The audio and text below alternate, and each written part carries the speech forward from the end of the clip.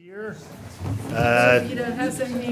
Thank you, one and all, for being here. It is Tuesday, August the 8th, and we have two work sessions this week, one tonight and then one on Thursday. And these are, a couple of these are fairly meaty conversations. Certainly the disparity study tonight, and I think stormwater on Thursday will involve a lot of conversation just because there are many moving pieces. But we do have two topics for tonight: the disparity study that David Boyd and some of our outside supporters are going to provide some information about, and then Tatiana Venarusa and others from Leisure Services are going to talk about the Classic Center Arena Public Art Project. So I'm going to turn it over to Manager Williams for some introductory comments. Thanks, Mayor, and appreciate y'all being here tonight. Sorry we had so much, we had to split it over 2 days, but it's all a lot of very important work, and not the least of which we're leading off with tonight on the disparity study. And just a brief reminder for you, and perhaps introduction for some folks that are watching. Several years ago, the mayor assigned the topic in the committee about looking at the potential of changes in our procurement process with respect to minority and women-owned businesses. And the Government Operations Committee was the one that deliberated on that. And what they were advised fairly early on is that if you do want to seek any type of procurement policy with any type of preferential, that case law requires that you have a study done with a robust methodology that looks to whether or not there has been disparity in procurement in the past. And so the GOC recommended to the Commission that we go forward with that.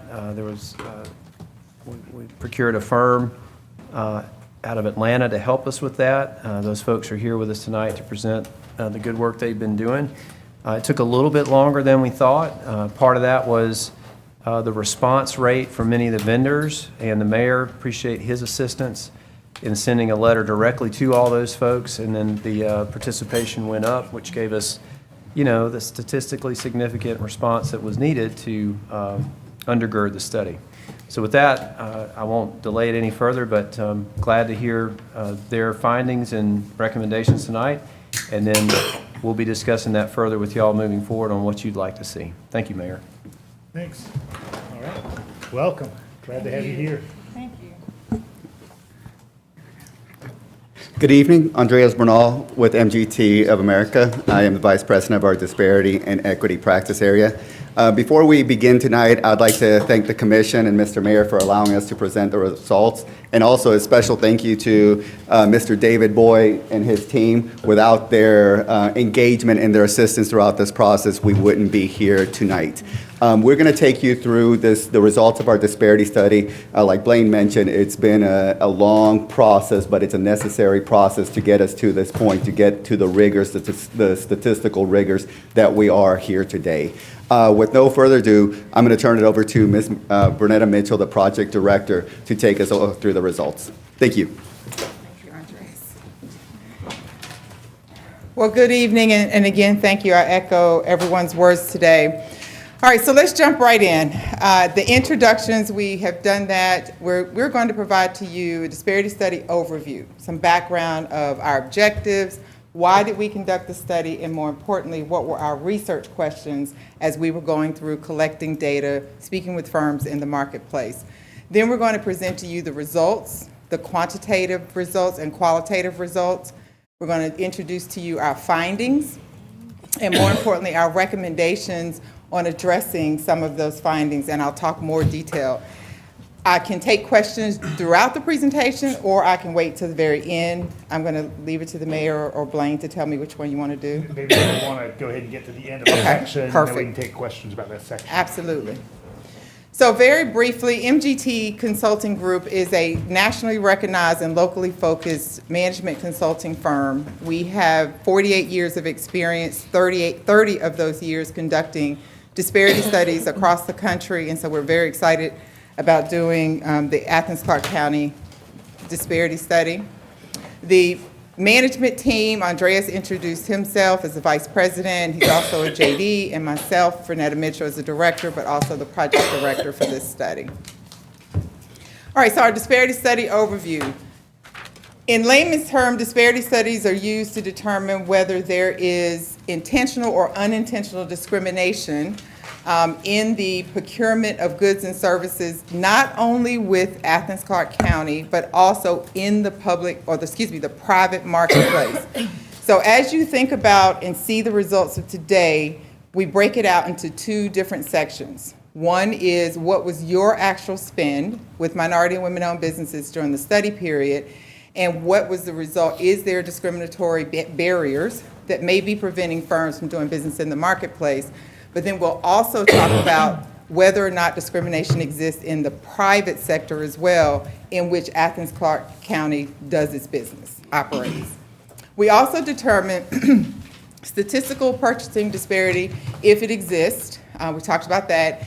And then more importantly, we provide actionable recommendations that you can now take forth and address or update any policies, procedures, or programs that you want to narrowly tailor your program, your MWBE or supplier diversity program, to the findings. And that's very important if you decide to move forward, to make sure that any programs that you move forward address the actual findings of the study. So our objectives were to determine if there's statistical disparity between the utilization of minority and women-owned businesses, and I'll refer to that as MWBEs as we move forward. If there is statistical or are statistical disparities found in the existence of intentional and unintentional discrimination, determine if the quantitative or qualitative evidence of discrimination exists in the marketplace. One of the first tasks, once we collected all of your data, was to determine where are the firms located in which you do at least 75% of your business, that you contract with those firms. That establishes your relevant geographic market area. What we learned is that you have 31 counties in which 75% of your dollars are spent with firms located in those counties. So those are contracts you've actually let and firms that you have worked with. So that establishes your relevant geographic market area for any future programs. This microphone is in my way, sorry. I talk with my hands, so this microphone is in my way. That establishes your geographic market area for any future programs in terms of your outreach and engagement of MWBE firms moving forward. And then also one of our objectives is to also provide some best practices that other like agency or peer agencies may have in place, that there's no need to reinvent the wheel, that you can actually implement those as well. To the right of your screen are just the major tasks. So the project initiation, legal review, we reviewed all of the recent, and some of them are older, case law that helps establish the methodology of how and why we do conduct disparity studies. So that's very, very important. We also reviewed your policies and procedures that you currently have in place to understand how do you procure your goods and services, and are there any potential barriers that may be in those policies and procedures that may be preventing MWBE firms from doing business with your agency. We collected data, and we collected data, and we collected more data. The data is the foundation of the study, so it was extremely important to make sure it was not only comprehensive, but it was very complete as well. And so that was one of the challenges that we had, but we overcame that, and we're here today.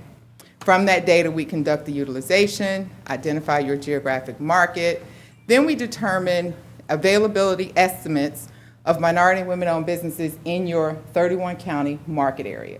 And those are firms, not only ones that you may be doing business with, but also potential MWBE firms. We calculated disparity, and I'll talk more about that in a few minutes. We also looked at data in the private sector relative to the types of goods and services that you procure. So we just didn't go to any and everybody to look at their data. Based on what you procured during that time period, what are those same measures in the private sector data that we looked at? And then, of course, we collected qualitative or anecdotal data, recommendations, and established some aspirational goals, which we'll talk about too. Okay. Like I mentioned earlier, we reviewed your procurement procedures and policies, And we focused on those policies and how they could potentially increase participation and where there may be unintentional barriers to MWBE participation. The policies that the unified government has in place, whether those policies facilitate opportunities for MWBEs, and then in summary, we reviewed and conducted the importance of recognizing the equity and inclusion in contracting must be organizational-wide responsibility. So it's not just purchasing that has the responsibility of inclusion. It's every department within the unified government that has the authorization to procure goods or services. Okay. I want to take a second to stop here because there are three major important pieces of a legally supportable disparity study. One is the quantitative data, and that is your actual spend data that we looked at. The other is qualitative, and that is the accounts from businesses in the marketplace on their experiences doing business or attempting to do business, and whether discrimination is the cause of them not being able to do business in your marketplace. The third is the private sector, and I talked about the private sector analysis. Why we have this slide here is because it's very important that all three of those need to support each other in whether or not discrimination is existing in the marketplace, either intentional or unintentional. And that tells us whether or not there are any actions that need to take place in order for you to try to address those disparities. I hope did everyone get a copy of the slides? We did. Okay, perfect. So I'm not going to read verbatim of the key terms, but just wanted to point out some of the things that we'll talk about. Public sector is actually you, private sector, for-profit entities. Narrowly tailoring is very important, and I mentioned that earlier. Where disparity exists, any future programs that you put into place must be narrowly tailored to those programs. And what I mean by that, one example is, so let's say there's no disparity for, and I'm making this up, Asian American-owned firms in professional services. When you're establishing any goals or recommendations, then you don't set goals for Asian American firms in professional services because there's no discrimination in that particular market. So that's what we mean by narrowly tailoring, making sure that you're not adding a program component that the findings does not support. Qualitative data, experiences from businesses in the marketplace, quantitative data, and then statistical disparity. Okay. So let's talk about our findings. What did we find? Our study period for you, we looked at 5 years. We looked at your fiscal year 17 through fiscal year 21 prime and subcontracting data. What we found is that 1% of your spend over that 5-year period were with minority and women-owned businesses. And so there's some work to be done, but that's okay. This is why you have these types of studies done, is so that you can understand where you are. And so 1% across all categories. But we also, in the report, you will find that we break down the utilization, availability, and disparity by the various categories of spend that you have. So we only have 4 of the categories here, construction, professional services, other services, and goods, because in architecture and engineering, there was 0 utilization. So when you calculate disparity moving forward, it becomes 0. So we just wanted to focus on where you do have utilization. What you also see here is the availability estimates of MWBE firms in the marketplace. And again, we only listed the availability where there was availability based on what you currently buy in the marketplace. And so in construction, if we look at the largest spend with MWBE firms, construction had the largest spend of 2.11%, other services at 1.69%, goods at 0.28%, and 0.11% for professional services. Okay? Just as a reminder, availability was based on firms that are located in your geographic market area, that 31 county market area, and sell the types of goods and services that you procured during that 5-year study period. Okay. The disparity results. So a value, I want to go through the indices very quickly and what they mean. So a value of 0 in a disparity index means that there's no utilization or no utilization, even though there may be availability, which means absolute disparity. The disparity is calculated of percentage of utilization divided by percentage of availability times 100, and you get a ratio, not a percentage, but a ratio. 100, of course, is parity, meaning that you're utilizing the same level of MWBE firms that are available in your marketplace. A value of 80 or below is substantial disparity. So that's kind of like the threshold that we look for. If the disparity index is 80 or below, substantial disparity.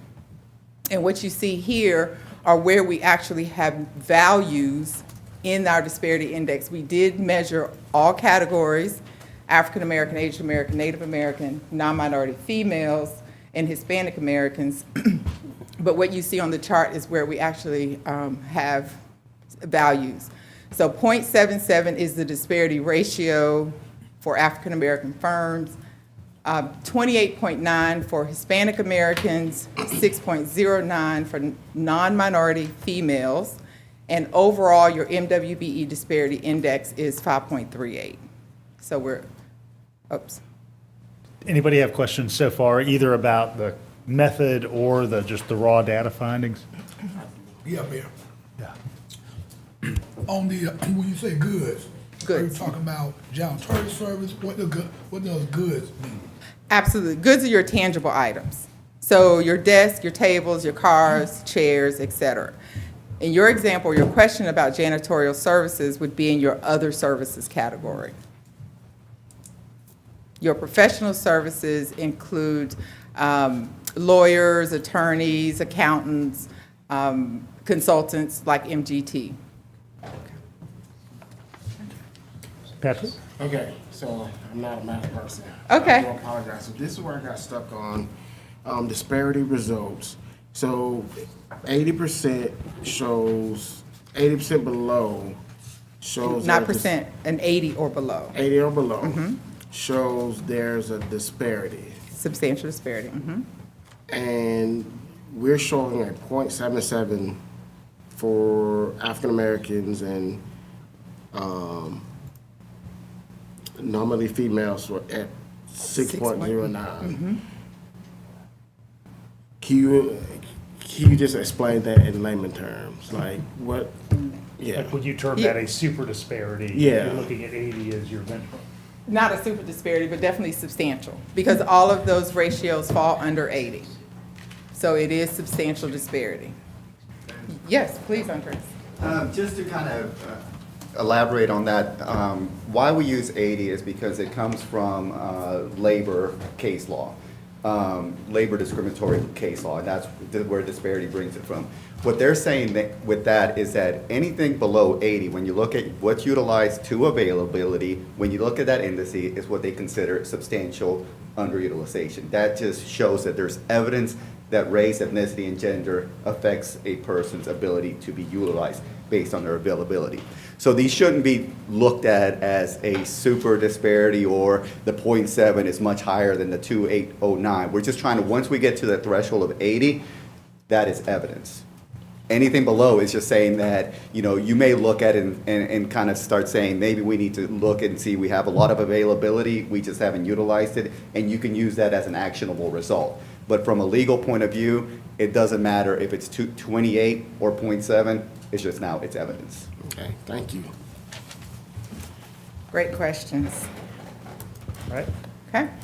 Private sector analysis, the other pillar that we talked about. Our private sector analysis assesses whether there's evidence of discrimination in the private market. And there's two things that there's several things, but the two major things that we want to discuss today is MWBE firms earn significantly less than self-employed non-minority firms holding all variables constant. Same industry, same age of company, same education, et cetera. Minority MWBE firms earn significantly less in self-employment earnings. And then holding, again, those same factors constant, race and ethnicity played a role in the lower level of self-employment for MWBE firms. So fewer MWBE firms in the marketplace. And that's the evidence, some of the evidence that we found in the private sector. Oh, did I hear something? Okay. Qualitative anecdotal results. So approximately 7,200 firms were solicited and contacted to participate in the qualitative activities. This was also one of the challenges, and it's not uncommon for it to be a challenge for businesses not to really want to participate because they've never been through a disparity study before. So it was really important to just keep talking with those firms and try to get them to understand why it's so important for their comments and what they're experiencing in the marketplace.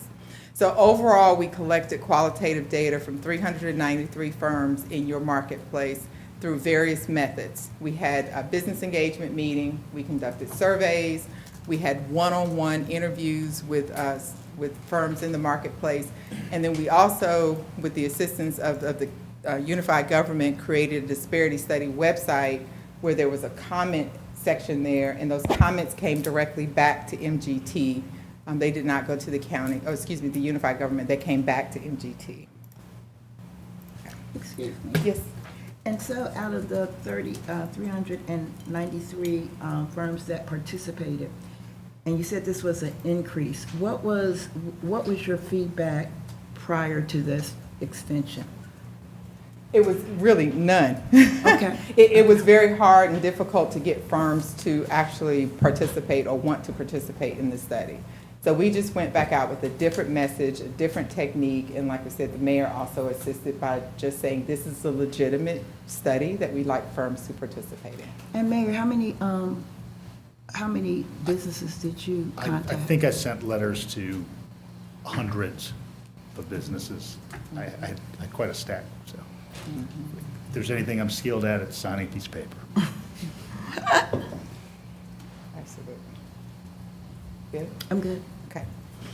Qualitative anecdotal results. So one of the findings, a couple findings that we found from the qualitative data that we collected is that there were indications of discriminatory treatment, mostly reported by African Americans at an overall rate of 10%, looking at all of the qualitative data that we collected. Some of the treatment that was identified was the good old boy network, excluding businesses from doing business in the market, not allowing them to enter into those networks to find out what opportunities are available, et cetera. The other activity, or the other finding, second finding, was where there are project goals, MWBE goals, if the project is absent any type of MWBE goal, MWBE firms are not being solicited. So only because I have to, I'll contact firms. If I don't have to, I won't. That was an experience that firms also identified. Private sector predatory business practices such as price discrimination, bid shopping was also one of the key discriminatory treatment factors that came out. And then double standards in performance between MWBE firms and non-MWBE firms, completing the same scope and time frame, they just were treated differently. Carol, you had a question about Yeah, this? quick question. Of the 393 firms, how many were MBWE firms? I will let you know. I did Okay. not pull that up, but I have the report, so I'll let you know. Okay. You want to look that up? You got your laptop? So here are our findings, looking at the three factors that we talked about: quantitative, qualitative, and private sector. The statistical disparity was identified in the utilization of MWBE firms compared to the availability of firms in your relevant geographic marketplace. 10% of the, up to 10% of the qualitative data reports discriminatory behavior or barriers in the marketplace, particularly by African American firms. Statistical discrimination in self-employment earnings for MWBE firms was also identified in the private sector marketplace. So if you remember the chart where we had, for a legally supportable disparity study, all three of those needed to align in whether or not there's discriminatory behaviors or discrimination in the marketplace. And so there are. Okay. So we spent some time working with David, Jessica, and Toro, and others just to kind of talk about what would be some of the best recommendations moving forward. And the entire study is a collaborative and was a collaborative effort to really understand what do you have, what are we finding, and talking through with the staff on what was happening and what we were seeing in our analysis. So one of the first recommendations, we have the recommendations broken out into two sections. Race and gender neutral, in which the courts firmly suggest that you have some type of race and gender neutral component to any race and gender based program or race and gender conscious program that you have. And oftentimes what we find in our experience is that you still meet the objectives of overcoming disparities through race and gender neutral methods if they are applied in a certain way. So one of the race and gender neutral recommendations that we have is to establish a business inclusion office. It doesn't have to be called that. That's just our idea of it. You can call it whatever you like, but establish a business inclusion office with dedicated staff to not only conduct that outreach, contract compliance, goal setting, but also work internally with all the departments to understand what is being procured by the various departments with the unified government over a period of time, and proactively and intentionally go out and outreach to minority and women-owned firms in the market. The average cost for a staff of 4 for this type of office is somewhere around $600,000. Don't hold us to that because everything is increasing in price. But over the last 2 years, the average cost for a staff of 4 is about $600,000, and that's just staffing cost. Establish an SBE program or a small business enterprise program. This is your race and gender neutral, really based on the size of the company, not the race, ethnicity, or gender of the company. What we have found in our experience also is that many smaller firms happen to also be MWBE firms as well. So by having race and gender neutral component like the small business program, you still are including those MWBE firms who happen to be small as well. Okay. Yes, sir. Oh, I can't do that. I'm sorry, Mayor. Go ahead, Patrick. So, looking at my second question, so looking at the departments that we have now, the average cost of staff for business inclusion office will be pretty much more than the staff of 3 that we have in our manager's office. I just want to just throw that out there. I don't know, did you want to see if Blaine had Well, just some observations about the kind of prospective cost of staffing that office in Athens-Clarke County versus more What city generically? was that based on? or It's cities? several cities. Okay. So we look at small cities, and we try to really look at similar size cities and some just a little bit larger, and just kind of took an average of what they are. And certainly, if that was something y'all wanted to pursue or something like it, and I will say, as y'all know, we are taking a special look at our contracting process. I know Assistant Managers Edwards and Jones and Assistant 2 George have been working with other folks to help try and streamline those processes. You know, they're kind of bifurcated between finance and HR. So I think there's some opportunities there. This is just a big idea. We can refine all that, but there's some opportunities to restructure perhaps without having to create, you know, totally new things. And I will also add that going from 0 to 4 may take you 3-4 years, right? So it's not a recommendation to immediately hire at minimum of 4 staff and kick it off. It's going to take some time. And so that is really going to be based up to, you know, what your tolerance is to cover that. Dexter? Ms. Mitchell, I'm not sure whether you was aware, but back in '98, Athens-Clarke County government, we had a minority business enterprise policy. And, you know, we just got this today, and I was reading over that. It seems like we don't have to reinvent the wheel. For example, if we want to establish something locally, and again, we can get into politics of it, why that program did not be successful, why it went away, and for what I understand, because of budget cuts. So some of these things we've already have done over the, like, again, this was back in '98. So I think moving forward, if we decide to pursue this, again, I think the program that was put in place, we're probably gonna have to tweak it. I think we got some things that we can work with if we, as commission, and us decide to move forward. So I did want the public to know that we had this in place That is correct. initially, and it was done away with.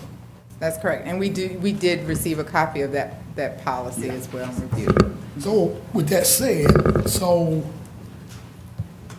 and I don't want to jump the gun with recommendations, but I didn't see it as part of the recommendation when we got to our final conclusion, but that you already had something in place.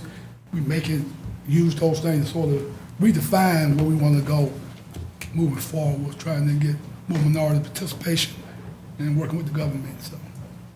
Okay. So let me make sure I understand. You're saying that you did not see a recommendation to just modify your existing policy? Yeah, your recommendation was to establish something, but, I guess my thinking was we already had something. We really don't need to establish anything, is we redefine what we got Good point. and make it better, so. Good point. Okay. I'll take that up with David. Make sure- Vita? And I guess I'm going to piggyback on Commissioner Fisher. And you said that you did get a copy of the 1998 MBE program. What did you think of it? Or do you remember? I mean, you don't have to. I don't mean. I read it over a year ago, so. Oh, okay, okay. Yeah, See, I we read it just over a got year today. ago. So, Oh, okay. Yeah, that's what I'm saying. That's why I saw that, I was like, wow.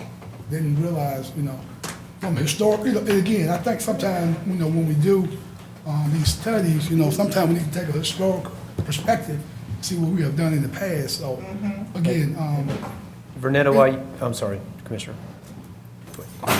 No, I was interrupting you, sorry. no, what I was gonna say was, and again, and like I told them earlier, I'm sort of new to the game, but sitting on a lot of studies and stuff, sometimes, we do these studies and, we do these things and we don't have to reinvent the wheel. That's what I'm trying to get at, we spend time gathering all this information, but, we have something in place, we just may need to tweak it based on what, we're in 2023 now compared to what we were in 1998. So. Absolutely, and there are definitely some things for tweaking, but I will say this to answer your question.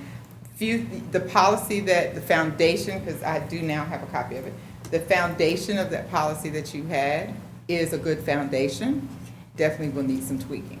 One we'll talk about in a few minutes is the application of a standard set goal on every contract. Yeah. We do not recommend Yeah. you do that. There's a comment in here about certification. There's a different recommendation for certification, but it has a very good, solid foundation to at least have a start. And if I might, what I was going to say, Commissioner, just to catch everybody up and those who are watching, so back in 1998, there was a minority and women-owned business enterprise policy, and that was administered by the Finance Department, and there was I believe, a position that was dedicated to making sure that those things happened.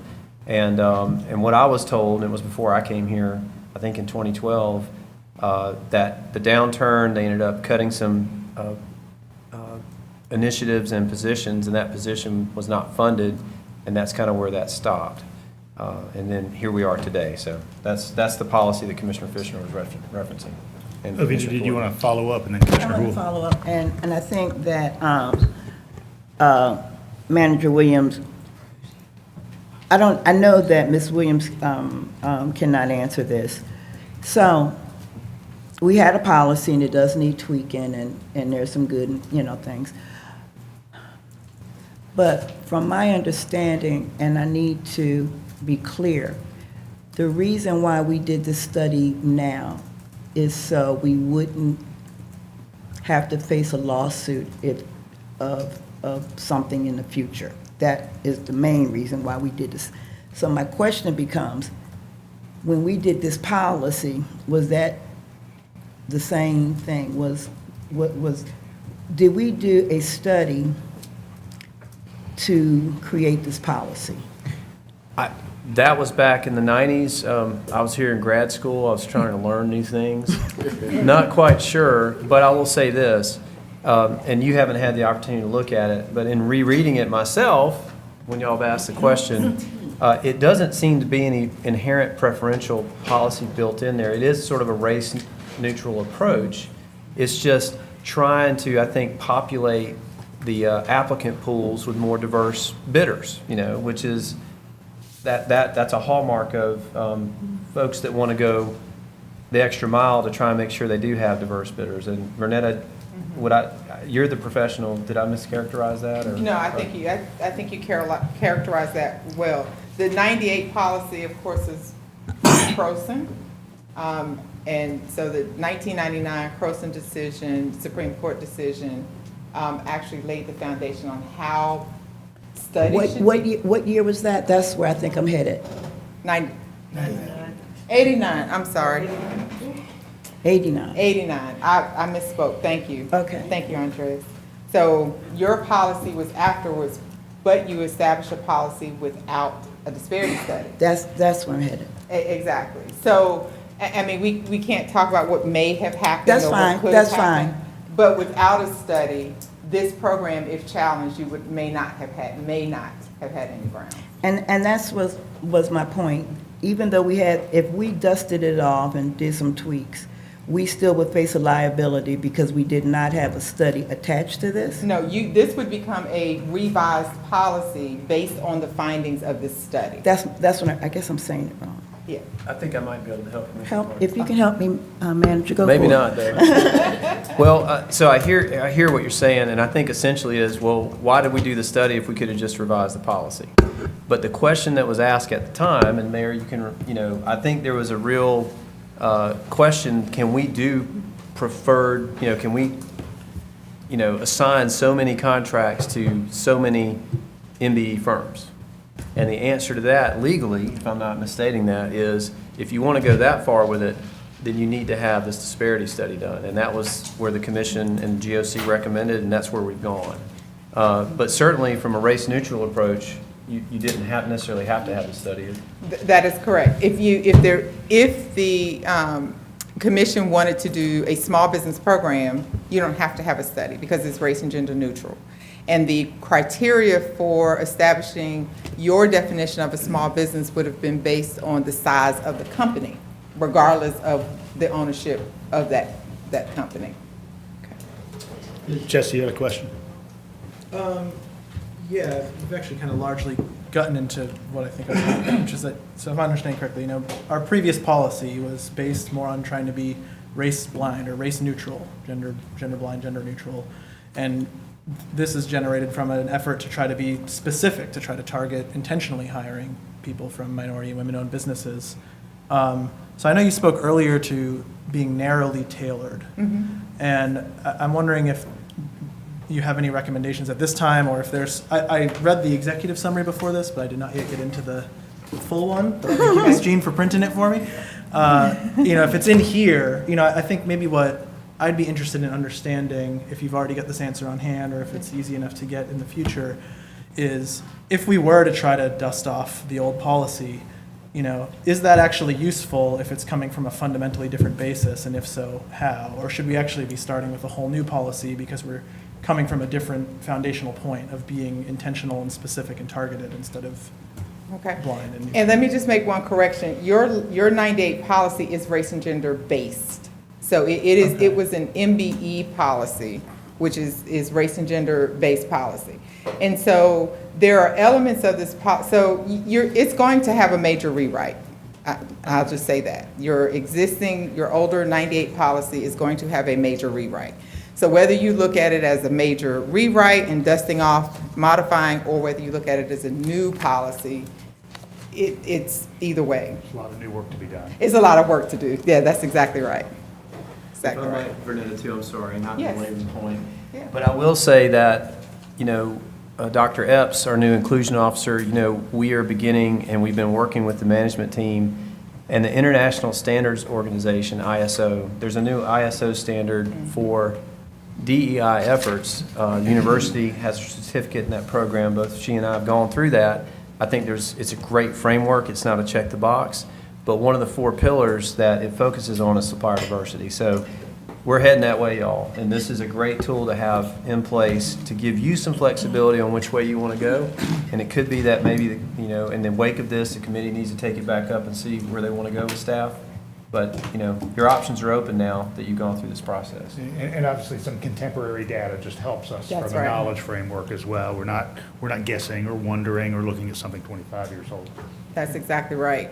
And supplier diversity programs really should be viewed as economic development programs, because when your small businesses in your area grow, it creates jobs, creates wages, tax revenue back to the public sector. So it's very useful if it's reviewed as an economic program versus a supplier diversity feel-good type program. And I did see Finance Director David Boyd, who had an observation. I just want to speak to the previous policy that was in place. Now, I wasn't here at that time, but when all this came up, we had to talk to the people who were working here at that time, Toro being one of those people. They found some of the old MBE reports because there was an annual report produced every year. Now, you're going to see later in this presentation that there are these aspirational goals, they call it. I can tell you from reading the couple of reports I saw from the later years, those goals were nowhere near being approached. And so I think what Vernetta is stating here is that based on our discussion, if you really want to establish a program, not just the concept of a policy and aspirational goals, but you want to put a program in place that actually comes close or tries to come close to these goals that MGT is recommending. You got to have that program structure. That's not going to work with just one MBE position. It's going to take a group that, like Vernetta is saying, can get out and work with the whole government, work with the community. There's a lot of other things involved in this that I've learned, correct me if I'm wrong. You've got, say in construction, you've got 9%, 9.5% MBE construction firms available for, construction jobs. You got to remember. Now, I think one of the reasons this position was eliminated, if I remember correctly, is that we started using the Georgia Procurement Registry to post all of our bids and RFPs. And that's run by the state, and they certify based on MBE, WBE, veterans, and some others. And so when you submit a bid or an RFP to that registry, it goes out to everybody who is a member of that registry and has that code that you're looking for, that type of work you're looking for. But it's so much more than just doing that and some local education and so forth. Because what happens is right now, all governments are flush with money. And so the state of Georgia is the biggest money holder of all, and they get a lot of, say, DOT money from the federal government. The federal government has disadvantaged business enterprise program requirements. And so, based on anecdotal evidence I've heard, if you are someone that owns an MBE construction-related firm and you have your pick of all these projects that you can join on to, what are you going to pick? You're going to pick the big boys. You're going to pick the big contracts. So, choice between 20 million and $1 million that might come through us. Who are you going to choose? If you're a smart businessman or woman, you're going to choose the big contract for the most part. So what Vernetta is actually saying here is that if you want this to be successful, it's more than just a matter of the policy that has to be revised. You've got to have a program in place that can carry it out. And it's much more than just keeping stats and records and all of that, because the state of Georgia actually does a lot of that for us now. But it's going to be a lot more work than that, because it's going to be working with every department and constitutional office in their procurement process. And so before we even found out about anything such as a business inclusion office, MGT had provided us with some other governments in Georgia that had initiated some of these type programs. And, you know, one in particular, we were thinking about maybe modeling our program after that. And they had 7 employees, and they produced an annual report. I'm not belittling anybody else's work, but that one report wasn't much more than the report we used to get from years ago. It was better, they did more spending, but I don't think it's what anybody's looking for to reach the aspirational goals that she's going to go over in a minute. So in order to make this successful, it's like anything else. You want a good accounting program in your government, you got to have a program there to do that work. And this is no different. This is going to require effort. I'm not telling you what kind of effort. It's not my position.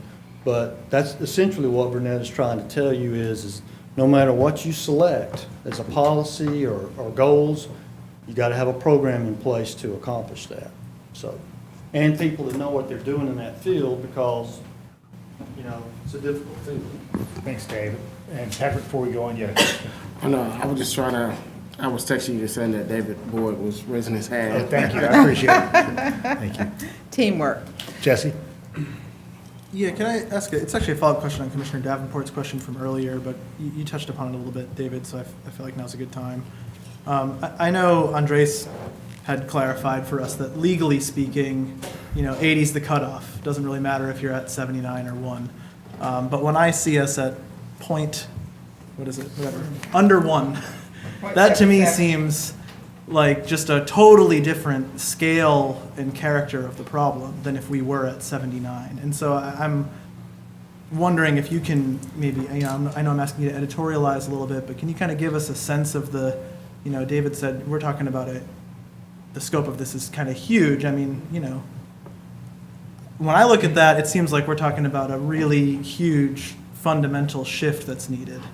And I'm just curious, you know, I don't want to downplay it as, well, anything on the other side of 80, right? Because it's not the same. So can you just kind of help me understand? Absolutely. And so what I will say is you don't know what you don't know, right, until you actually do this type of study. And so while public procurement, your procurement is open, any and everyone, if you're qualified, submit a bid, it is an open process. What this tells us is that there's a reason why firms may not be bidding on your contracts or may not be winning the bids because of whatever it may be. It may be they don't have the insurance requirements, they don't have a bond that may be required, they can't understand the RFP process, or maybe they just don't want to do business here with the government because they don't think they would ever win, right? So there's so many different things that could be factors into why that disparity ratio is 0.77. But you will not know that until you actually go out and start implementing different processes to encourage firms to actually try to bid on your contracts or submit proposals on your contracts. And if I go through the rest of this, we'll talk more about some of those techniques. Okay. So that kind of gets to your question? Yeah, and Okay. I think just the only other part, just to kind of put it real simply, because hopefully people will watch this, read it, you know, follow up with us, talk about it in the press, we'll talk about what we're going to try to do. I mean, you know, sometimes it's helpful to know like the scale of the problem. Mm-hmm. And when I hear 0.7, I think we have a mighty huge problem here in a way that I might not necessarily, it might be comparably complicated, but because we still didn't have the study, but like if it was at 79, it wouldn't feel quite as bad. So are we looking at a very large problem here? So what you're looking at in that 0.77 is that you have much more availability of African-American firms in the marketplace than they are winning contracts. That's- Profoundly much more, right? Yeah. I want to be clear. Like, You're making profoundly. well, no, because I mean, like, earlier when this was touched upon, it almost sounded like, you know, for legal purposes, for the grounds to do this, it just Yeah. doesn't matter. But But actually, there are some categories that are zero. uh-huh. So in the report, you have all of the statistics. Here, we're only showing you where we actually were able to calculate an index. But there are several categories in there that the index is zero, which you don't see in this presentation, but you'll find in the report. So that's something to think about as well when you're Yeah. looking at where, this is a very good starting point to understanding that there's availability in the marketplace. Now, how do we get them to actually bid on contracts? Uvita? I was going to, I don't want to date myself, but I was kind of here in 1998, and I wasn't part of this discussion per se. But the last point you made about people not bidding because they just don't think they're going to win. At that time, there was a group that met at East Friendship on a regular basis trying to get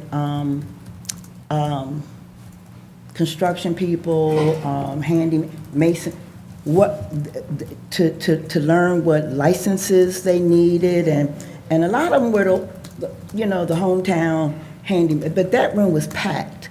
A man named Mr. Cannon, I think, came down here, and I think it was organized by the Neelys. And there were other efforts too. Del Delaper was doing workshops and trainings at UGA and trying to prepare. Now, I would like to think that we don't have to reinvent the wheel. I would like to think that we have enough of the past work that we can.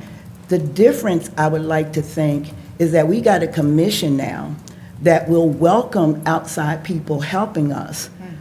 Because anytime a program gets dissolved because of financial reasons, it's always the black programs, or that is related to people of color. So I'm hoping that we don't have to reinvent the wheel. We don't have to start from scratch, because there were a lot of people who were so excited about this in 1998. They had fairs, education fairs, but I don't think we ever had real strong elected local support. So you had a group of people in the community trying to work with a small staff of the government, but not the support of the full government. And if we don't have the full support now, this is going to be a waste of time. So I hope that we don't think that every time something comes out, we got to create something brand new. Sure. And this was a very expensive piece of paper, and we need to work with it, combine what we've already done. And Major, you're not no major. Manager Williams knows that I don't like a whole bunch of redundancy. Yeah. We got something to work with. I'm gonna try to let you get to the end of your presentation, but I had to say, one of the reasons it failed is because this government did not embrace community folk that were trying to do some of these things. Okay. Thanks, Commissioner. All right. Okay, so I'm gonna get to the fun stuff, and a lot of you seem like you either read the report or read the presentation, because you touched on some things we're gonna talk about. So expand data. Data collection and management is key to understanding where you are, what milestones you have achieved. And one of the challenges of the study, again, you don't know what you don't know. First study, you're not exactly sure what data you should be having. And so there's definitely a recommendation in here to make sure that you are collecting data that is necessary to understand where you are in achieving your program objectives. Uh-oh, did it freeze on me? I think it froze on me. Oh, there we go. Okay. So, Commissioner Thornton, Yes, here's your recommendation. okay. Develop a formal strategy for business relationship with organizations. Do not reinvent the wheel. There are many organizations in place that focus on business development, technical assistance, et cetera. Utilize those organizations to benefit both, right? As businesses grow, Athens-Clarke County is not the only entity that a business wants to do business with. They want to be able to do business in the private sector, other governments, et cetera. But that growth is very important. And what we know to be true is that regardless of the race, ethnicity, and gender of the business ownership, a small business who is good at what they do may not necessarily understand how to operate that business. Public sector writes RFPs, ITBs all day long, complicated, all this language they don't understand. And so partnering with organizations to help people comprehend what that means and what that means for my business is one of those examples of encouraging that inclusion. Adopt an audit clause for contracts. One of the tasks that we had to accomplish for this study was the collection of subcontractor data in the marketplace for contracts. And we were met with a lot of resistance from businesses who held contracts with the unified government. So the audit clause actually allows you to tell anyone you write a contract with that if we come back to you and ask for data, you're obligated under your contract to provide it to us. Okay. Develop a long-term procurement forecast, letting the business community know what are you planning over the next 6 to 12 months so that they can prepare. If there's an organization that they can go to and figure out how to get a bond, if there's an organization they can go to and figure out where they can acquire increased insurance for professional service or ITB, whatever type of contract, it gives them time to plan. Partnering with other firms, establishing joint ventures is another reason why a long-term procurement forecast is beneficial to the community. Mayor? So, this is for Manager Williams. I believe, and I could be wrong, but isn't our procurement process, most of our projects are short-term, like a culvert failure or a bridge failure, versus our big capital projects like Judicial Center, which will benefit the 6 to 12 months, correct? Because most of ours are just like, something bad happened, we need something done now. Emergency procurements. Well, thankfully, we do have emergencies, but thanks to our staff who, before the last few years have spent a lot of time in planning for important but not urgent things, we've been able to avoid a lot of emergencies, but we have had a few. I haven't broken it down, Commissioner Davenport, on the spend of that, but we do have a variety of short-term projects, and then we have a whole bunch of money through SPLOST that goes for longer-term projects. So I don't know, Vernetta, of the spend that you calculated, was a good bit of the higher dollar ticket items more construction projects? I would imagine so. Construction was your largest spend, but I do want to encourage you to think beyond construction, because you buy a lot more than just that. Yeah, and there For are, example, consultants.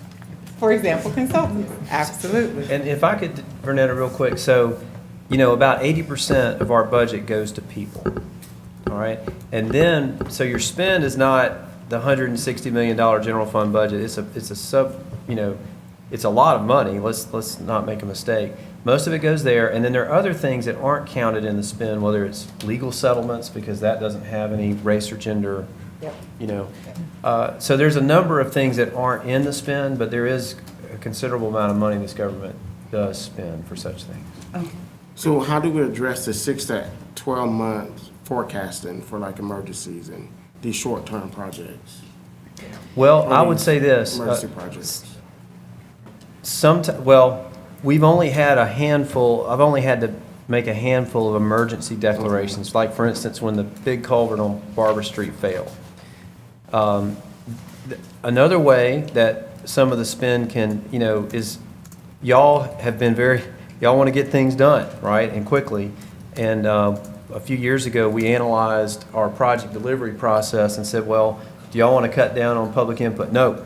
Do y'all want us to cut down on coming back to y'all? No. And so, well, what does that leave us with? Well, bidding out and procuring things. And so y'all did approve for us, whether it's in public utilities, public works, to get on-calls, right? So they have, it's all, they bid on something, and then we have the opportunity to go to them pretty quickly and get work orders and task orders. And so I don't think that on-calls account for a large percentage of our spend, but for quick response type things, it could be that the on-calls are used for things like that. And Vernetta, given kind of your next couple of slides, I think that's going to be helpful context for everybody to hear about what some options are that could help us distribute those funds in a more effective manner. Absolutely. And Kelly, if you don't mind, just to piggyback on what Blaine said, one way to do it is also to look at having a minority-owned business on our on-call registry. So, there's that approach as well. Absolutely. Okay, so let's move into the race and gender conscious recommendations, and these are specific to address well, all of them can address the disparities, but these are specific to the disparities that we've identified. We've spoken a lot about narrowly tailoring your MWBE program, should you put one in place, and that is based on the findings. We've identified that we found disparity in all categories, so all MWBE firms should be included in your new program. Unbundling contracts, the job board of contracts or on-call contracts are a great opportunity as an unbundled opportunity, but also looking at some of the smaller projects in which, it doesn't require a longer period of time, and you can break those down for some of the smaller firms who may not have the bonding, aggregate bonding or single limit bonding to actually bond a huge project, but taking those smaller steps to grow their business and scale their business based on some smaller work that they can do. So Just thinking about examples like that, we might be talking about painting 50,000 square feet rather than painting 1 million square feet. Absolutely, absolutely. And so that helps out with your procurement forecast as well. So if you know you're going to have, in your T-SPLOST, for example, if you know you're going to have some projects long-term that are going to be designed, can some of those projects be broken out into smaller segments of that project versus the entire contract going to a general contractor, right? So, or even, looking at a delivery method of construction management at risk and requiring the construction manager to break out those projects into smaller projects. Mr. Mayor, Yeah. are you at the implement contracts, that last bullet there, are you there? Implement contract, Last paragraph. I'm going there next. You're there next? But then I'll hold my question until you finish Okay, that. okay. Implement contract-specific subcontracting goals. We cannot emphasize enough the importance of establishing your goals based on the scope of your contract and the availability of firms that provide that scope. Long gone are the days of just saying, 15% sounds good, and throwing it on a contract. So it is extremely important to look at every contract, be it construction, professional services, other services, and identify whether or not contract-specific subcontracting goals can be implemented based on your availability and based on your scope of work. So I'll stop there. Well, actually, I was trying to get a heads up on your page 20. So I don't know if anybody had any questions on that last paragraph. Okay. Okay. And that's why I did these in order on purpose. I did these in this particular order on Okay. purpose. Because it always sometimes confuses people. So let me see if I answer your question Okay. before you even ask. Okay. So when we look at all of your spend and we look at your availability, we calculate what we call aspirational goals. This is like a program goal, a agency-wide goal of what we want to spend every time we spend $1, right? So these numbers reflect your utilization, your weighted utilization and availability on what you could potentially achieve based on what you've spent already, what you could potentially achieve in in MWBE participation, not subcontracting, but participation as a whole, either as a prime or a sub. So every time someone from the department swipes that P card because they need to go buy T-shirts for an event, can I find an MWBE firm that does that? And do they offer me the best price, best value, best quality? And I swipe my card with them. That $2,000 for those T-shirts goes toward your aspirational goal. Every subcontract that is won by an MWBE firm, that's why that data collection is going to be so important. So you will be able to identify whether you are achieving these aspirational goals. And your goals are not to be applied to contracts just because. So these are your targets for every dollar you spend, and you have the availability to spend. Does that answer your question? That does answer my question, and I have another one to go with it. And it may be in this really thick, I'm sorry. Yeah, we like to write a lot. Is there a place anywhere that describes, or do we have a list of professional services? I mean, is there a list of what that professional service is, or what goods we are buying? Is there a list somewhere? In other words, my thought is, we may have vendors and businesses out there, but if that's not what we buying, That's correct. they're just out there. That's So correct. is there a list, so if people say, oh, well, yeah, they're buying such and such, and they could, does that So exist you somewhere? think that the report is thick, wait till you see the appendices. Okay. But there's such a thing. But there is, so when we are analyzing the data, there are a few major steps. One is that we looked at every single transaction for the study period and assigned an NAICS code based on what you purchased.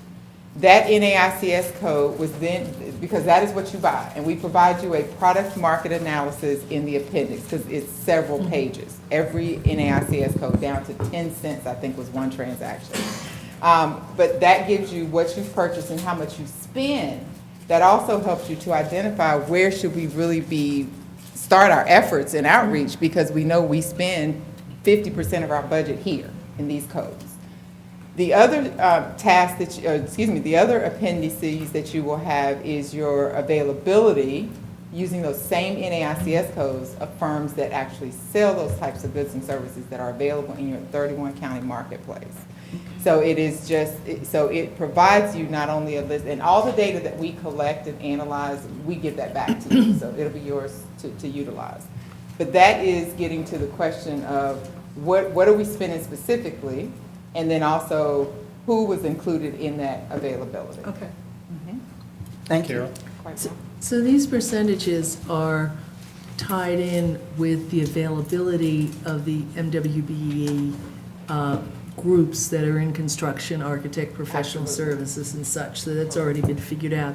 And those percentages, then could they be translated then into dollars?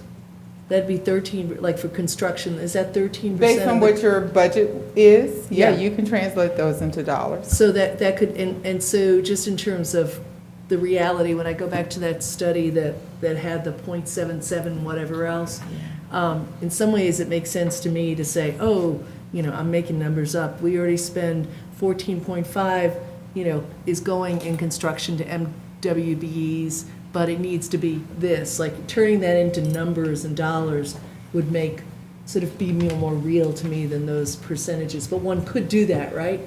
Well, I think within those sectors, it's somewhat variable from year to year, particularly with construction, because Right. the arena contract, that was in one year and it won't be in the next year.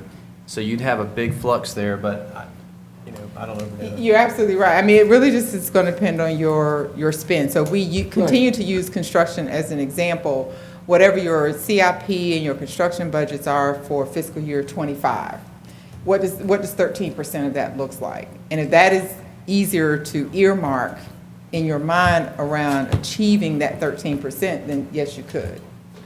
It's sort of more helpful, actually. I'm still missing data there to make it really more helpful, but in terms of how many more contracts, how much more money would we have to award in construction or one of these others for that number back on that other chart, the disparity numbers to change? That's sort of where I'm trying to make it real in my head. And it's very difficult to tell you that right now because of several factors. One is you haven't spent that money yet, right? So you want to look at future spend, and availability always changes, right? So this gives you a starting point of where to set your sights, but availability is always changing. Firms come in and out of business all day, every day. And so this gives you like I said, a starting point and a baseline for what to shoot for. In 2-3 years from now, after you have increased your data collection efforts and you are intentional on outreach and now more firms are winning contracts, reevaluate where you are and see if those goals need to be adjusted. So on that point, would someone, if we had this, you know, these special staff people who are focusing on this, is one of the things they would have to keep up with is the availability of firms, because that would change. So if you're looking at the data, you'd have to have the current data each year. And one of the things I wanted to mention with that, Commissioners, you have to be very careful when you're talking about a dollar amount, because if you look at 13%, out of $1 million, that's about $130,000 to an MWBE. You want to be able to be as equitable as possible and spread, that dollar's amount, different firms.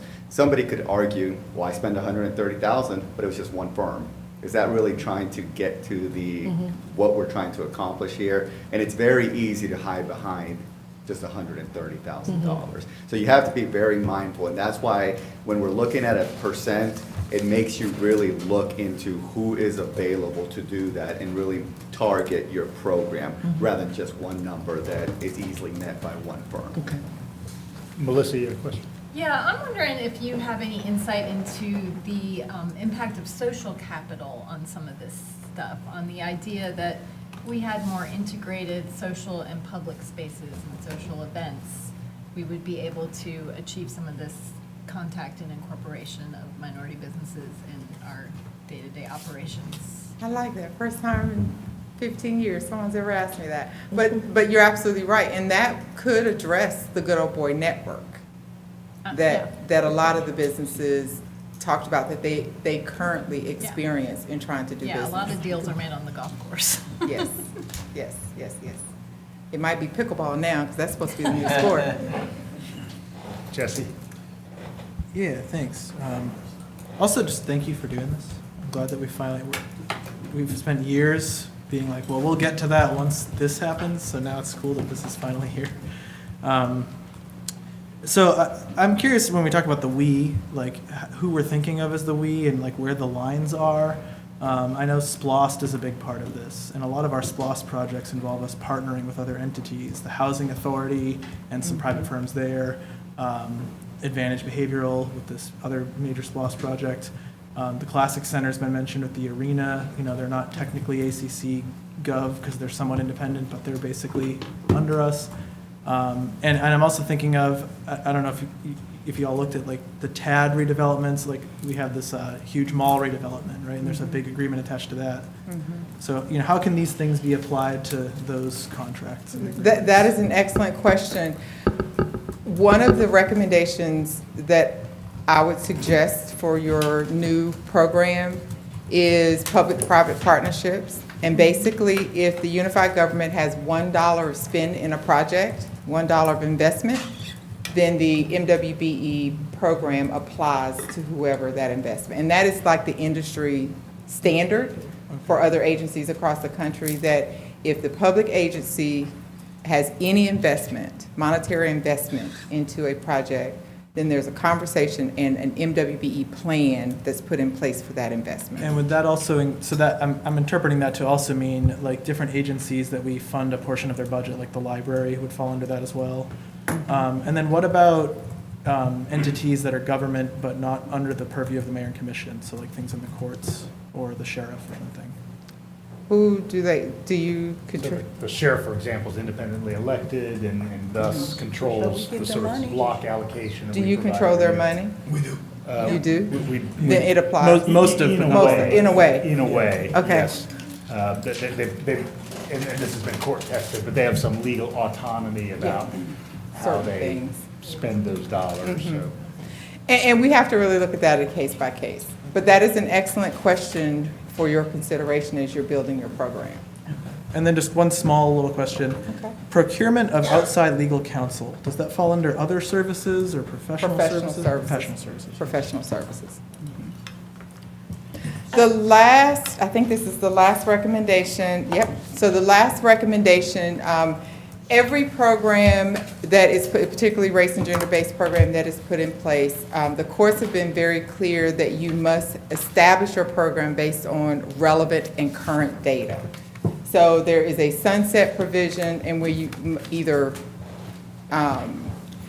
cease your program or reevaluate the spending to see if disparity still exists in the program. So we have recommend a sunset period of 2029 to reevaluate your program. Movita?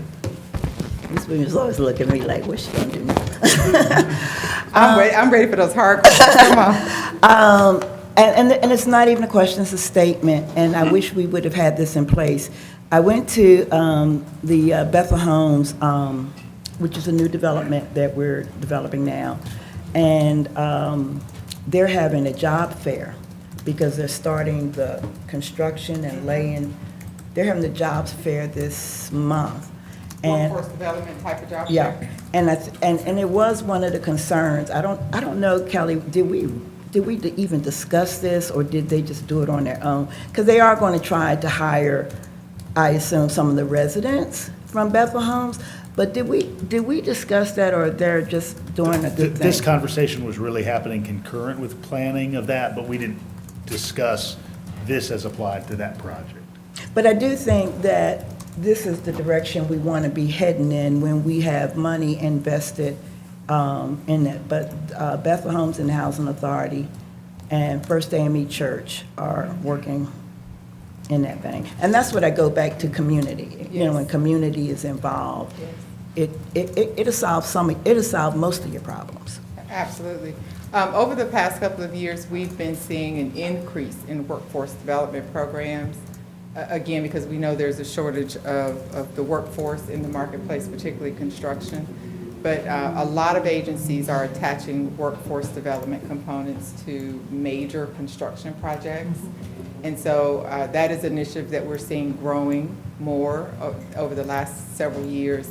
And really looking at it again from an economic inclusion standpoint, is that when your smaller firms, your MWBE firms, are able to now go to that skilled labor workforce pool, then it, again, increases jobs. You have that direct, indirect, and induced impact of jobs, wages, and value add back to the community. Thank you. Mike? Sure, thank you. And thank you for your time today. This was a good presentation.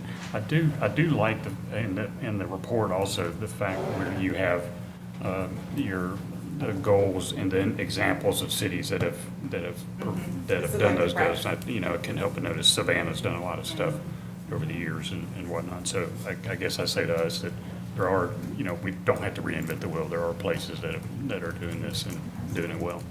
Thank you. And for that, obviously, we've got kind of a suite of decisions that'll flow from this.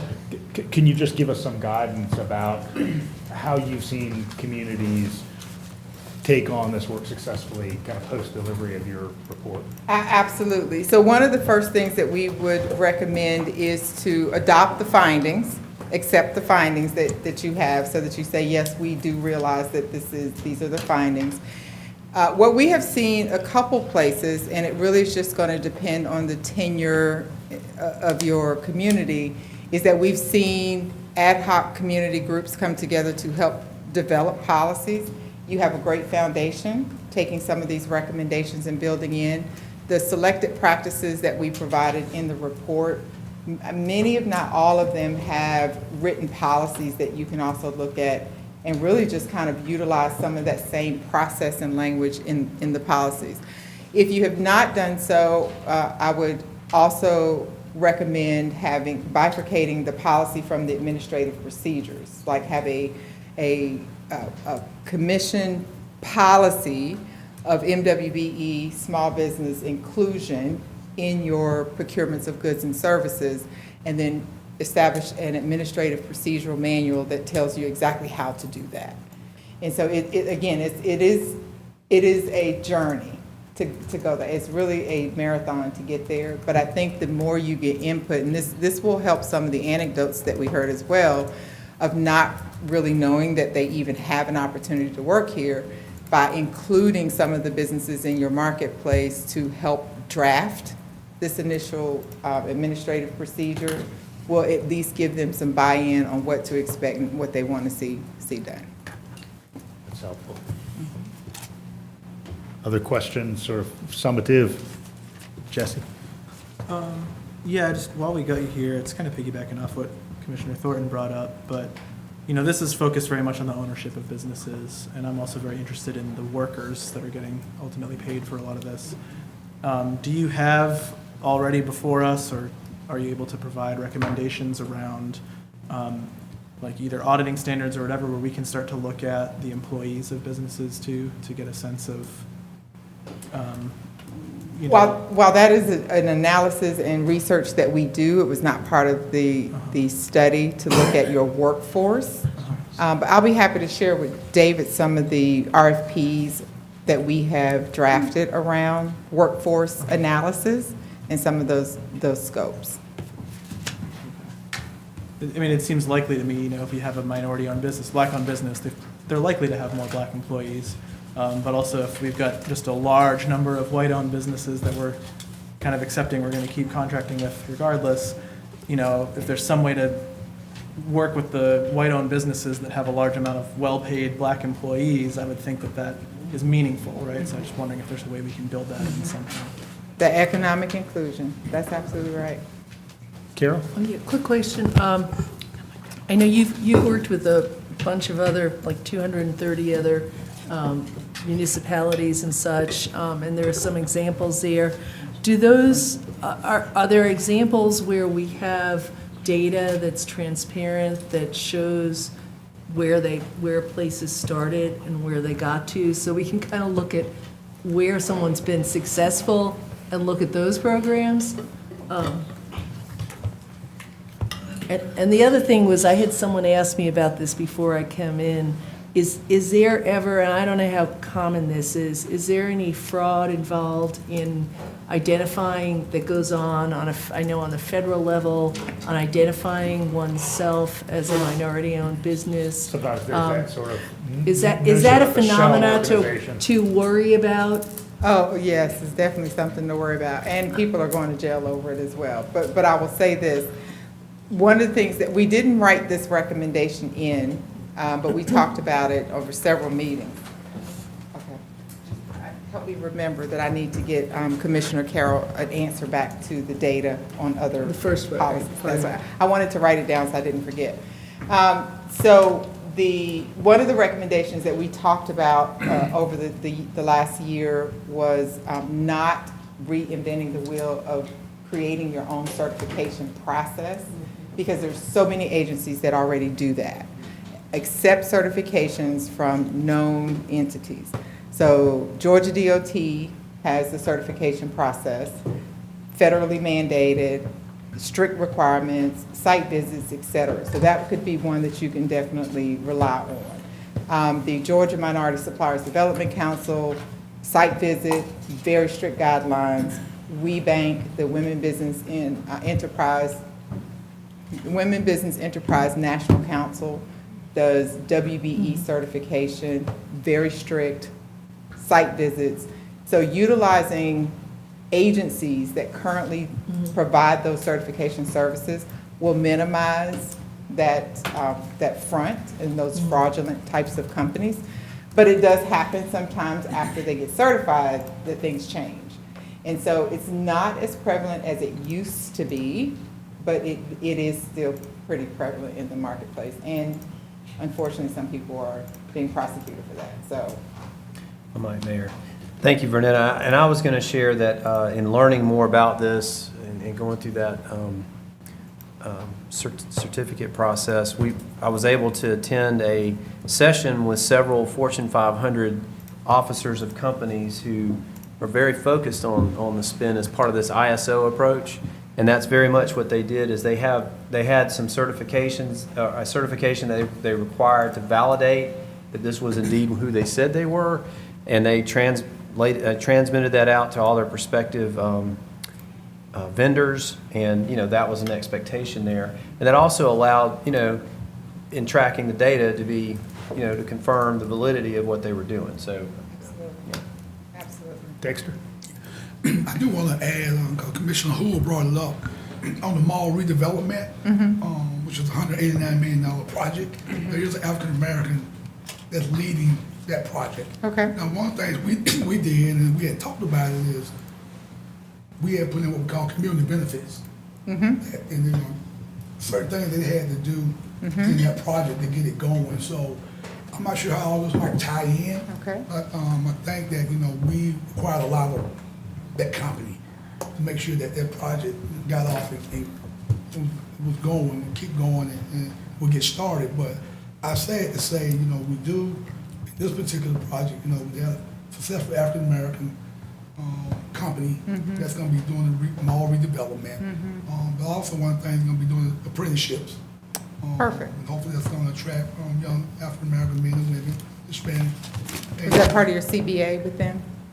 Okay. Yes. So, Your yeah. community benefits agreement? Yeah, exactly. So all that came into play. So I think, again, that's the thing that we can start doing when we start looking at giving out these contracts, that we demand that these companies do these things. I don't think we've done a very good job of doing that. That's excellent. That's excellent. Sophia? Excellent. Kelly, I know you're trying to, I think you asked Ms. Williams what she kind of recommended. And this was, and I definitely do not want to belabor this process, but is it possible for us to absorb what we heard, send you some thoughts before you assign this to a committee? No, certainly, and, you know, as I craft an assignment to government operations, I want to make sure that, you know, it's got the components that we need to do this successfully. Certainly, a committee assignment is what makes the most sense to me. But if we send you stuff for the government ops to, because usually when each committee works on their own, we don't hear too much until it's presented. But is there a possibility that we can send some thoughts to you? I know that's where it's going to go, is That'd be government helpful. ops. And then we can move, you know, in tangent. Absolutely. And I mean, among the things that I really like, Renetta, about kind of what you've provided is that, you know, some of the work we've done has been ad hoc thus far, you know, and I think we've made some great strides, but, you know, what you're offering is a template and sort of a series of measurables so that when we engage with, whether it's a public sector partner or a private sector partner or internally, you know, we've got a filter through which we can look towards success. That's right. And don't forget to collect that data on that success. That's great. I know Jessica Toro and David are tired of us talking about data. Did we not talk about that for the last year and a half?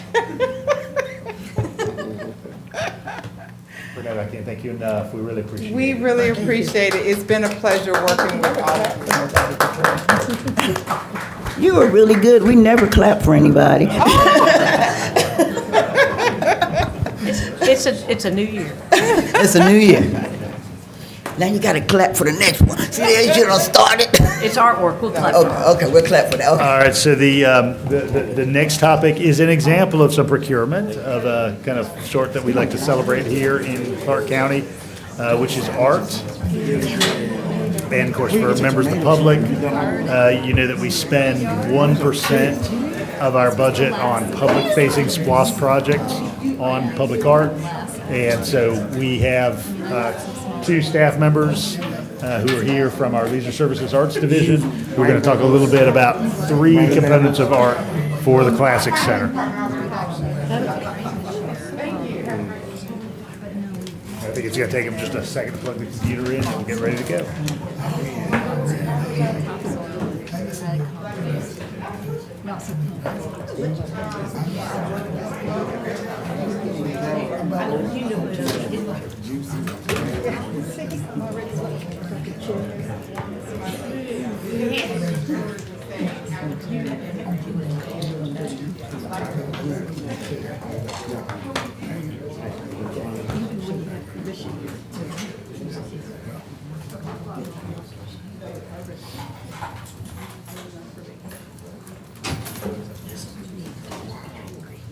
They say fresh.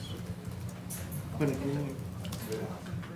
Tatiana, we promise we won't keep you for an hour and a half. Hey, I'm ready. I read this straight up out of that. Queued up here. I'm trying to go my own. To the public.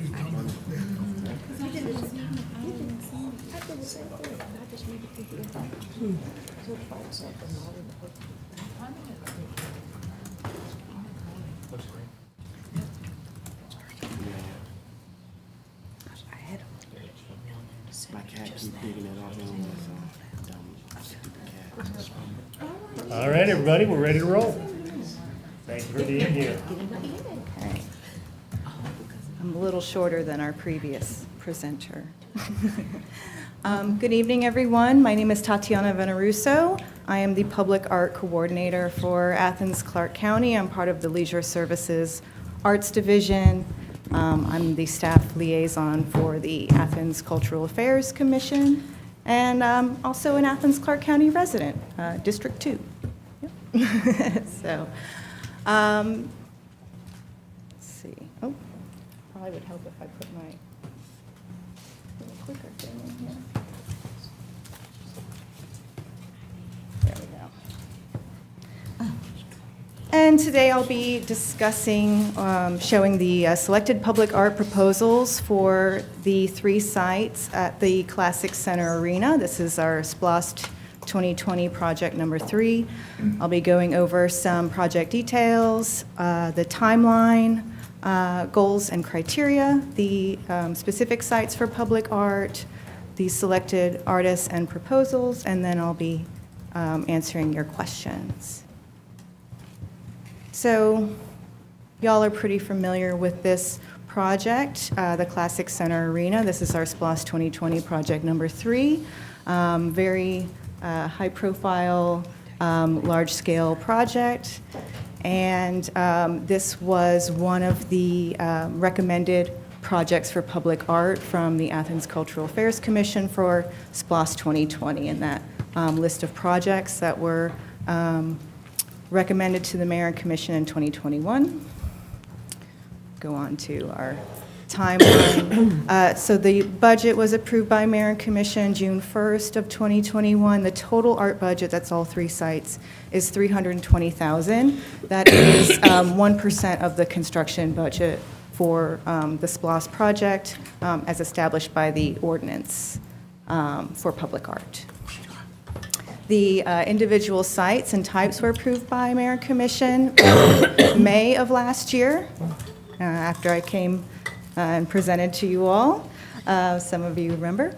And then we did a national call for art from February to April. We had a record number of applications for this project. We had 328 total artist applications. That was all 3 sites. I'll go into the individual site stats when we review those sites.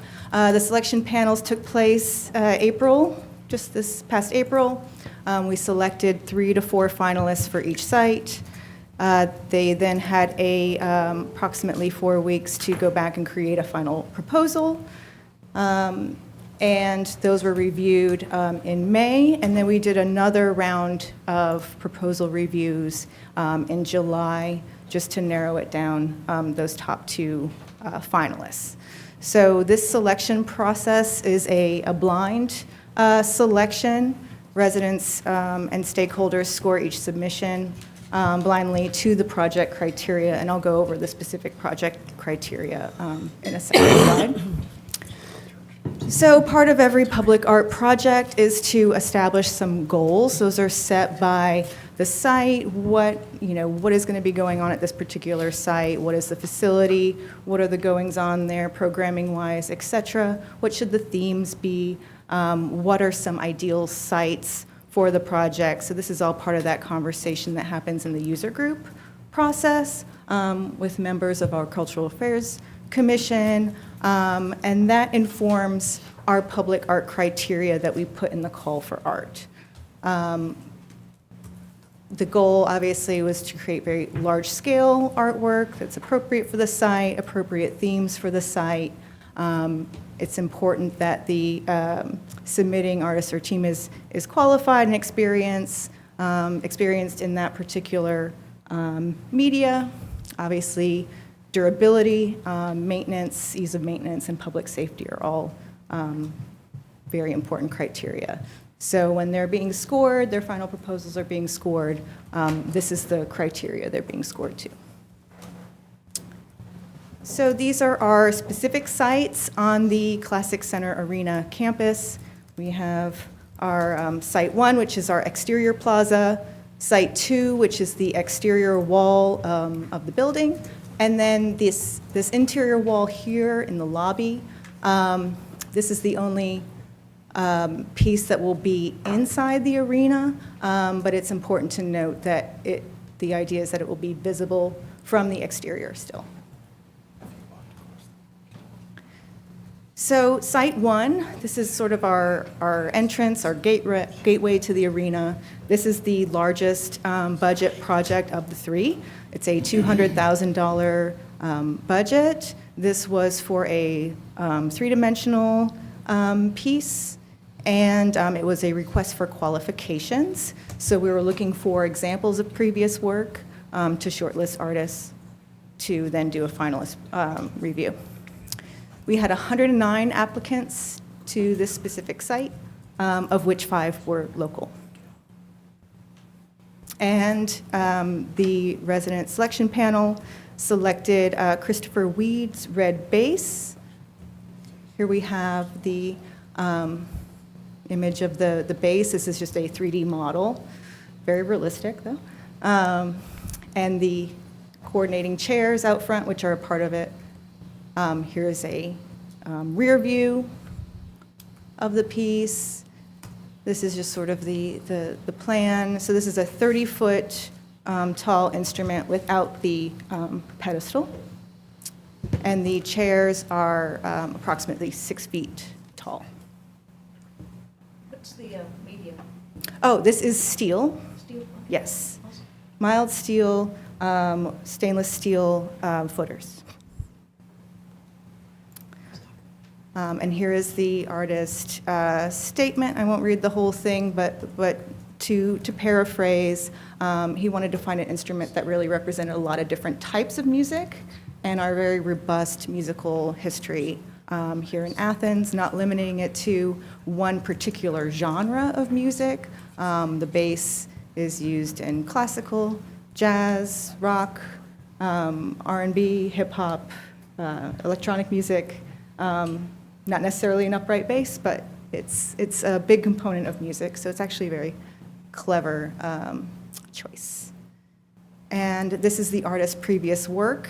His work is very large-scale, playful elements. You see the jacks, the giant door. So he specializes in sort of this identifiable pieces that are kind of big and playful. That brings us to our Site 2. This is the exterior wall of the arena. So you could see it's this upper and lower level. That was a $70,000 budget, and we were looking for 2D or 3D, as long as it could be wall mounted. And again, this was an RFQ. We had 97 applicants for this particular site, 10 of which were local. And the resident selection panel chose Kate Lewis, Architecture of Imagination. Here is the rendering of how that will look on the side of the building.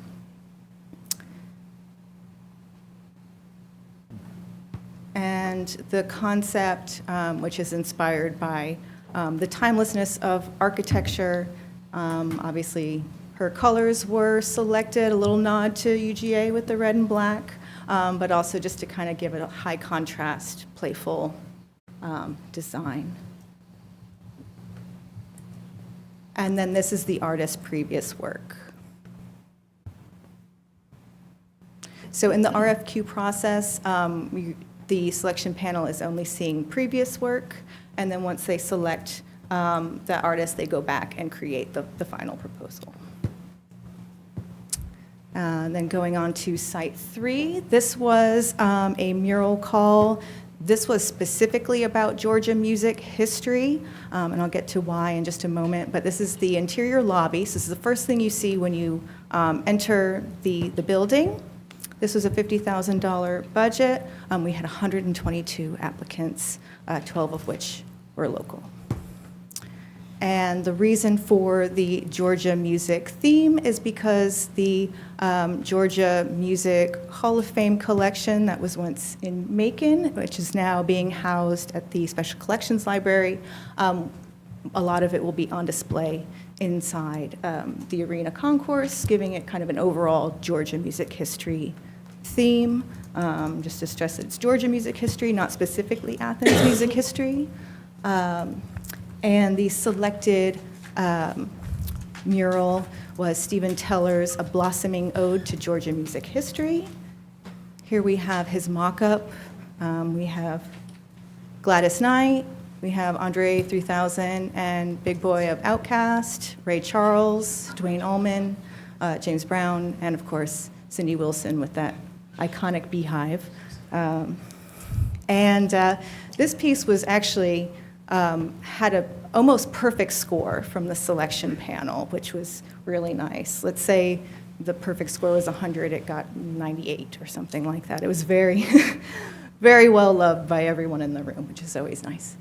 Patrick Davenport, I think, has a desired addition to the piece. Is it TLC? I hope it's TLC. So locally, we have REM, Drive-By Truckers, we got, a whole bunch of people. When the team go back to the artist, can he incorporate those instead of having Andre 3000? Well, again, the theme was Georgia music history, not specifically to Athens, because the Georgia Music Hall of Fame collection is going to be housed in this building. So that's why I kind of branched it out to iconic Georgia artists. I had Blind Willie McTell in mind, but I lost out. I'm with you.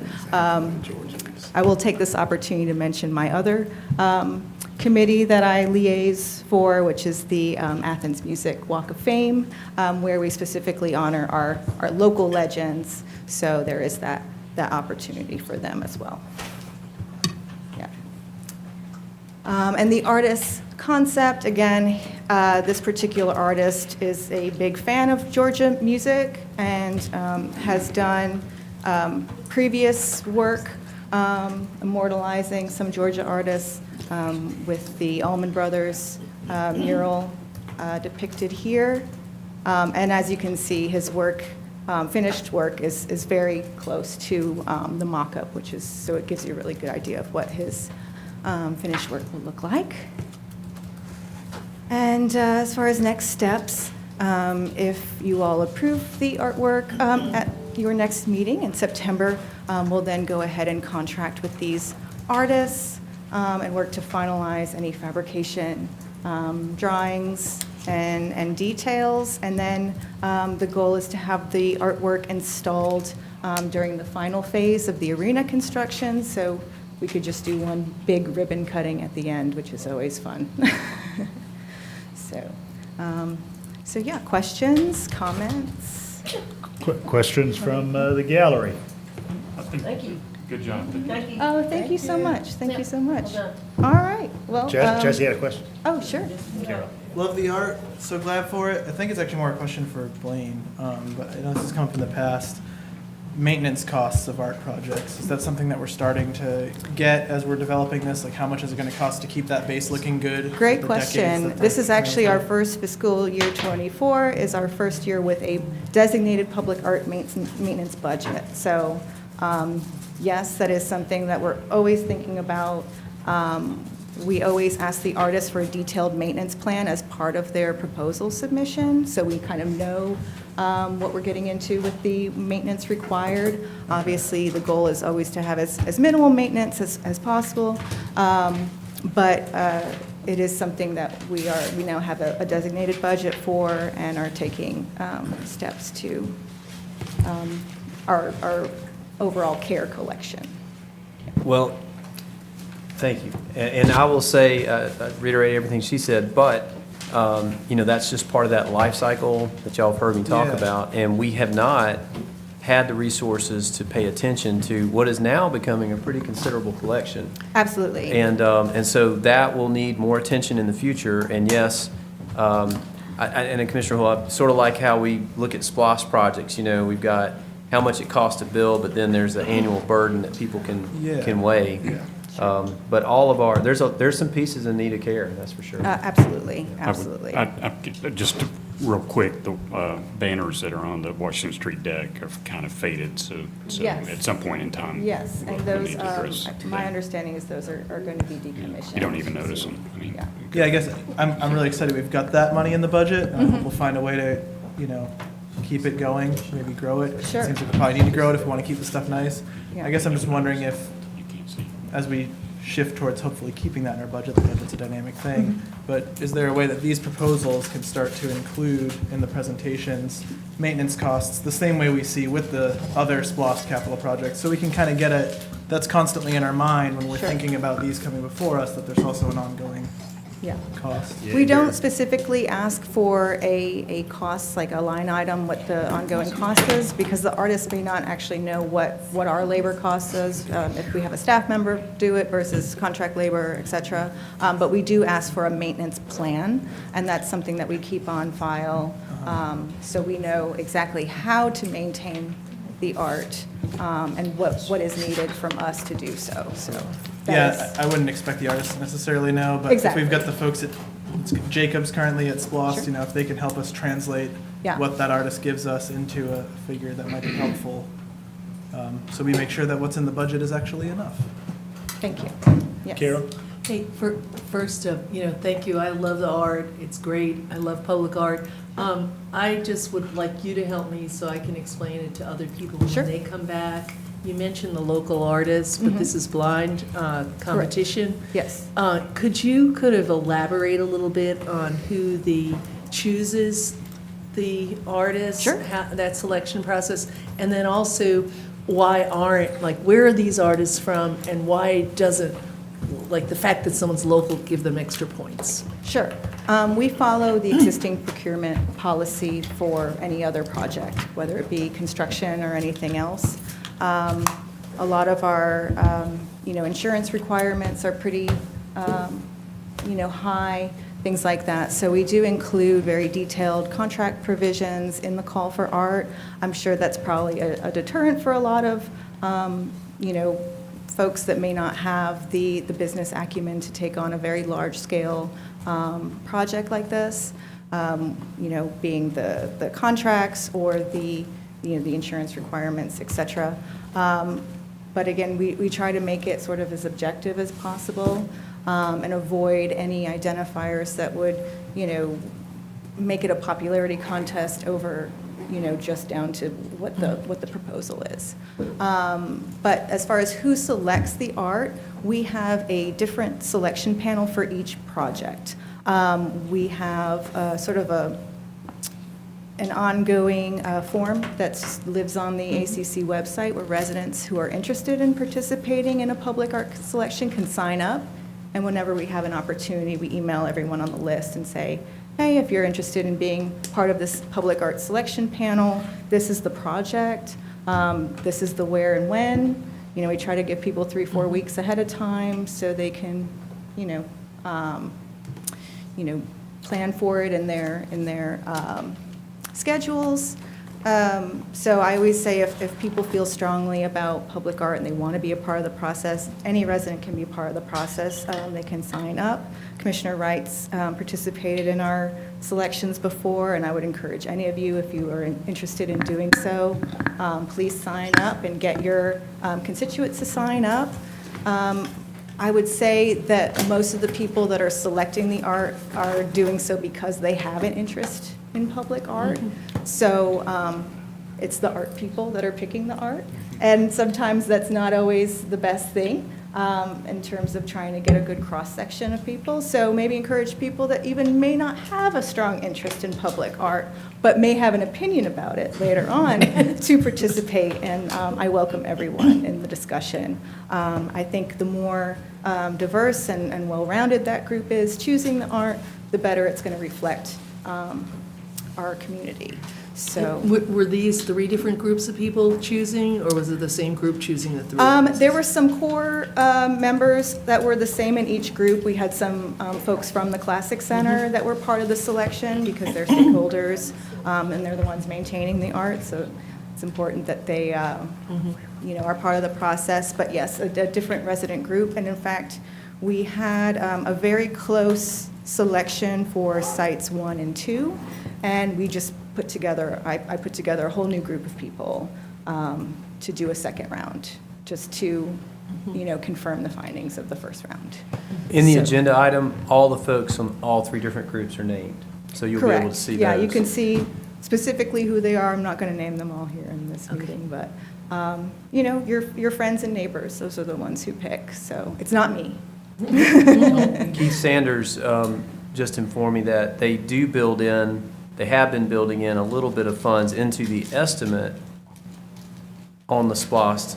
That doesn't mean it gets operationalized, right? So there has been some thought, you know, a minimum of $1,000 for each piece.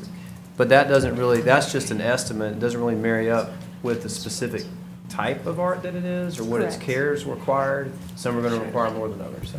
Right. And again, if we have to use contract labor versus staff labor for a maintenance issue, that could differ in the cost as well. Yeah. All right, Tatiana, we really appreciate it. Oh, Thank thanks you, so much. staff. Yeah. Everybody have a great night.